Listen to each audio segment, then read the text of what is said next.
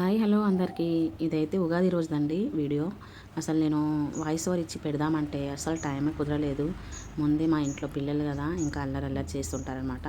అందుకే అస్సలు set already అవ్వలేదు. మీరు చూసారు కదా ఉగాది పచ్చడి ఎలా చేయాలనేది నేను చేసి అయితే ఆల్రెడీ పెట్టేసానమాట. ఇంకా నెక్స్ట్ వచ్చేసి వైట్ రైస్ ఇంకా మామిడికాయ పప్పు కూడా చేశాను. టేస్ట్ అయితే మామూలుగా లేదు పప్పు.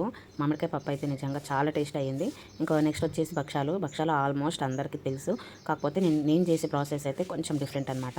నేను పప్పు అయితే ఒక 1 అవర్ నానబెట్టేసుకొని ఇంకా పక్కకు పెట్టేసుకొని ఇంకా మనం బెల్లం తురుము ఉంటుంది కదా అది వేసేసి అందులో కొద్దిగా సోంపు అయితే మళ్ళీ నేను మిక్సీ పట్టేసి అది కూడా కలిపేస్తాను. సోంపు అవన్నీ వేసి కలిపేసుకోవడమే. ఇంకా మనం ముద్దలాగా చేసేసుకొని అందులో పిండి పెట్టేసుకొని ఇంకా చేసేసుకోవడమే. ఇలా నేనైతే ఆయిల్ ప్యాకెట్ ఉంటుంది కదా అది కట్ చేసి చేస్తా. ఈజీగా చాలా బాగా అయితే వస్తాయి.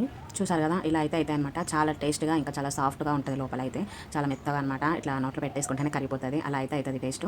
మీరు కూడా ఇలా ఒకసారి ట్రై చేయండి. నిజంగా చాలా సూపర్గా అయితే ఉంటుంది. ఇంకా మీరేం స్పెషల్ చేశారు ఉగాది రోజు నాకైతే కామెంట్ చేయండి. అలాగే మన వీడియో ఎవరైనా ఫస్ట్ టైం చూస్తుంటే ఒకసారి ఛానల్ చూడండి, సబ్ చేసుకోండి, సపోర్ట్ చేయండి. Thank you. బాయ్ అందరికీ.